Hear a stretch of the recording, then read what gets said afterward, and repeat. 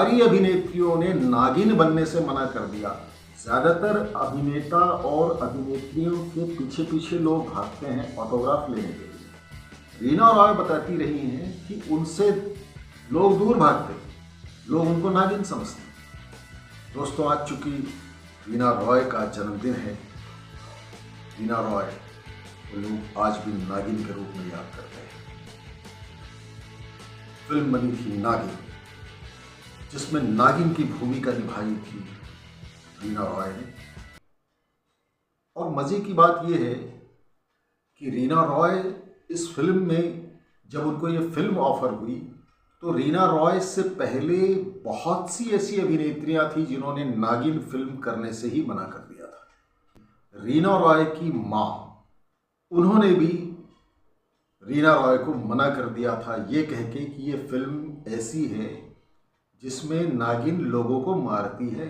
उन्होंने पंजाबी भाषा में रीना रॉय से कहा था, जिसका जिक्र रीना रॉय ने भी किया है कि ये तो केमी भूमिका कर दी है, लोगों ने मार दी है। रीना रॉय से पहले ये फिल्म सायरा बानू, आशा पारेख, रेखा, योगिता बाली और न जाने कई एस्टेब्लिश्ड हीरोइंस को ऑफर की गई थी। हेमा मालिनी को भी ऑफर की गई थी, लेकिन सब ने नेगेटिव कैरेक्टर के कारण नागिन फिल्म करने से मना कर दिया था।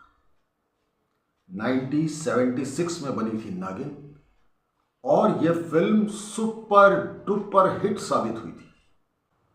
उस दौर में इस फिल्म ने सफलता का वो कीर्तिमान स्थापित किया था कि महीनों तक यह फिल्म थिएटर से उतरती ही नहीं थी।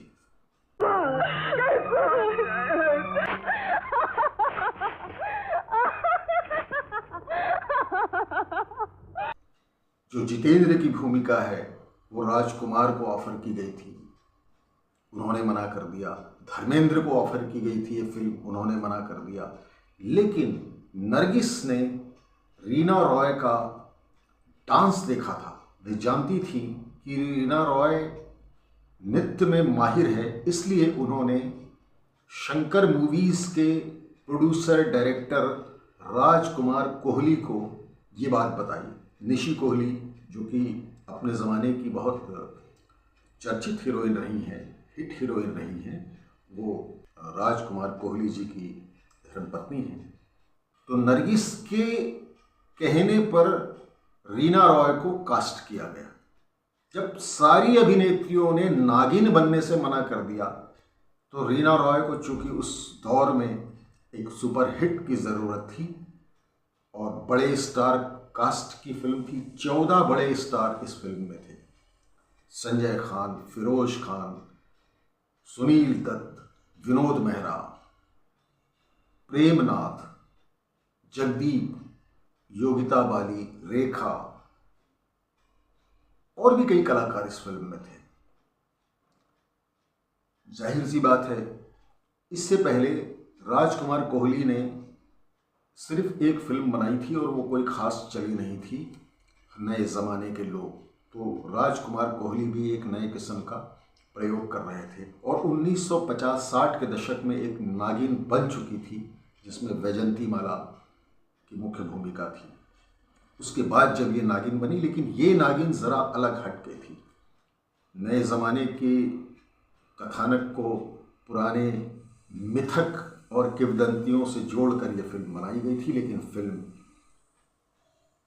जिस तरह से बनी सो तो बनी, लेकिन बनने के बाद ये फिल्म अपने गानों, अपने कथानक और ट्रीटमेंट के कारण सुपर हिट रही।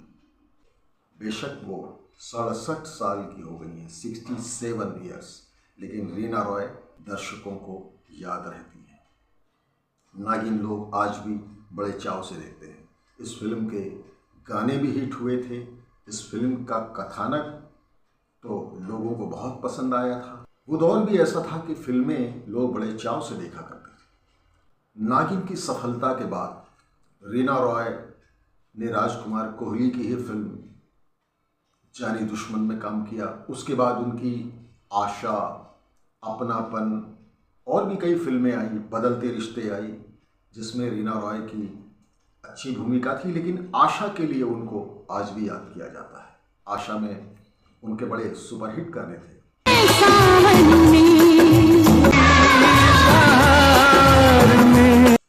रीना रॉय को पहला ब्रेक मिला 1972 में फिल्म ज़रूरत में, जिसके निर्देशक थे B.R. इशारा।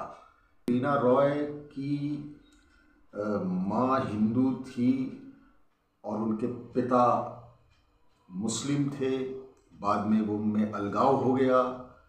तो रीना रॉय, जिनका असली नाम था सायरा अली, जो बदलकर रूपा रॉय कर दिया गया था, लेकिन रूपा रॉय को भी बदलकर B.R. इशारा ने रीना रॉय कर दिया।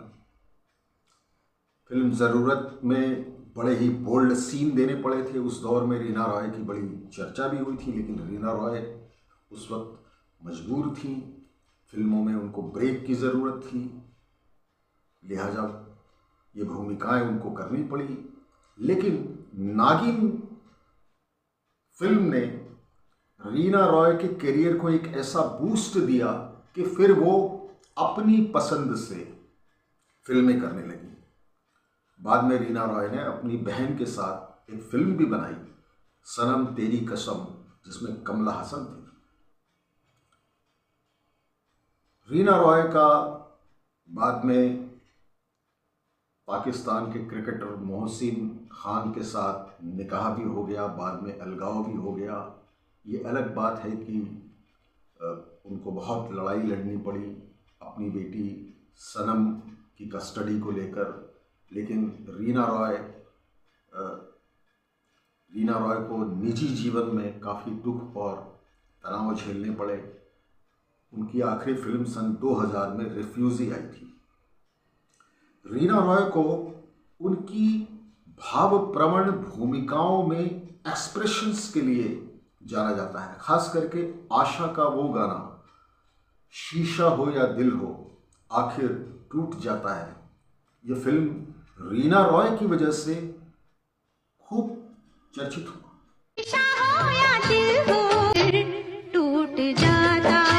लोगों ने इस गाने को काफी पसंद किया और रीना रॉय की जो अदायगी थी, उनकी जो एक्टिंग रही है, उसमें एक अलग ही लुक उनका नजर आता रहा है और दर्शकों का एक बड़ा वर्ग रीना रॉय को पसंद करता रहा है। रीना रॉय का शत्रुघ्न सिन्हा के साथ भी अफेयर रहा है और ये उस दौर की बात है, 70-80 के दशक की बात, जब फिल्में गॉसिप में खूब चलती थी। तो जैसे ही कोई फिल्म हिट होती थी और दोनों हीरो हीरोइंस की भूमिकाओं को लोग पसंद करते थे, तो उनके साथ एक चीज़ जुड़ जाती थी, अफेयर। कई बार अफेयर्स को ये स्टार्स भी प्रमोट करते थे ताकि इनकी फिल्में चलें। ये अलग बात है कि उन अफेयर्स में कितनी सच्चाई होती थी। शत्रुघ्न सिन्हा और रीना रॉय दोनों ने इस बात को कहा है कि वे दोनों अच्छे करीबी मित्र रहे हैं। इससे ज़्यादा की चर्चा, इस तरह की गॉसिप वाली चर्चाएं तो यायावर के इस मंच पे हम करते भी नहीं हैं। हम फिल्मों के बारे में सिर्फ उजले पक्ष और वो बातें, वो दिलचस्प बातें जो दर्शकों को शायद मालूम नहीं हैं, उनकी चर्चा करते हैं। बाकी गॉसिप, अफेयर्स, ये तो फिल्मी दुनिया का एक आम रिवाज है। पहले के फिल्मी पत्रकार गॉसिप से ही चलाया करते थे। बहुत सी मैगजीनें तो गॉसिप पे ही चलती थी और बहुत से पत्रकारों की पिटाई भी गॉसिप के कारण ही हुई है। रीना रॉय जब अपने करियर के ढलान पे आने लगी तो उन्होंने शादी का रास्ता चुना। पाकिस्तान गई, पाकिस्तान में उनका मन नहीं लगा और वे वापस भारत आ गई। रीना रॉय को जन्मदिन की यायावर परिवार की तरफ से और उनके चाहने वालों की तरफ से जन्मदिन की बहुत बहुत बधाई और हार्दिक शुभकामनाएं। एक समय था जब रीना रॉय के घर के बाहर पुलिस तैनात कर दी जाती थी। ज़्यादातर अभिनेता और अभिनेत्रियों के पीछे पीछे लोग भागते हैं ऑटोग्राफ लेने के लिए। रीना रॉय बताती रही हैं कि उनसे लोग दूर भागते थे, लोग उनको नागिन समझते थे। ये किसी भी कलाकार के लिए बहुत बड़ी सफलता मानी जाती है। जैसे एक ज़माने में प्राण को देखकर लोग डरते थे, तो रीना रॉय ने बाद में बेशक जितनी भी भूमिकाएं की, लेकिन लोग नागिन को नहीं भूल पाए। बाद में नाग नागिन सांप सपेरों की बाढ़ आ गई, जो फिल्मी दुनिया का एक ट्रेंड है। रीना रॉय को एक बार सेट पर फूट फूट कर रोना भी पड़ा था। 1973 की बात है, जब B.R. इशारा की फिल्म की बेंगलोर में शूटिंग हो रही थी, तो एक रेलवे ट्रैक पर कोई सीन शूट किया जाना था जिसमें उनको हीरो की आंख में आंख डालकर चलती हुई ट्रेन के सामने सीन शूट करना था और 1 टेक में ये सीन शूट होना था।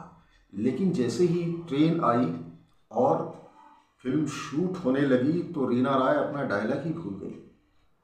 तो B.R. इशारा झल्ला उठे और उन्होंने कहा कि अब दिन भर कल तक ट्रेन के आने का इंतज़ार करना पड़ेगा, इसमें काफ़ी खर्च लगता है। ये बात सुनकर रीना रॉय काफ़ी रोई थी, लेकिन अगले दिन जब शॉट हुआ तो रीना रॉय ने 1 टेक में ओके कर दिया।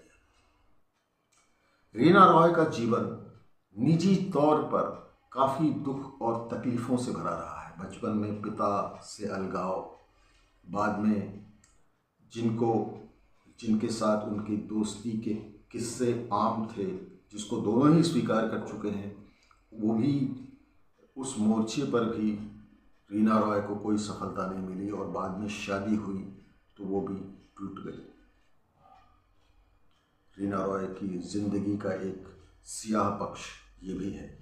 लेकिन कलाकार इन्हीं सब स्थितियों से गुजर कर अपनी एक्टिंग को जो ऊंचाई देते हैं, जो एक्सप्रेशंस वो देते हैं दर्शकों को, कहीं न कहीं उस किरदार में उनकी निजी अनुभूतियाँ ही शामिल होती हैं, जो उनको भीड़ से अलग करती हैं। उनकी जितेंद्र के साथ अच्छी जोड़ी जमी, शत्रुघ्न सिन्हा के साथ भी उनकी कई फिल्में हिट रही। कालीचरण में रीना रॉय ने अपना एक अलग ही मुकाम हासिल किया था। रीना रॉय एक अच्छी डांसर भी रही हैं, लेकिन जो नागिन की इमेज बन जाने का ठप्पा उन पे लगा, उसके बाद रीना रॉय उससे शायद उबर नहीं पाई और लोग उसमें नागिन ही ढूंढते रह गए और वो नागिन अंततः वक्त के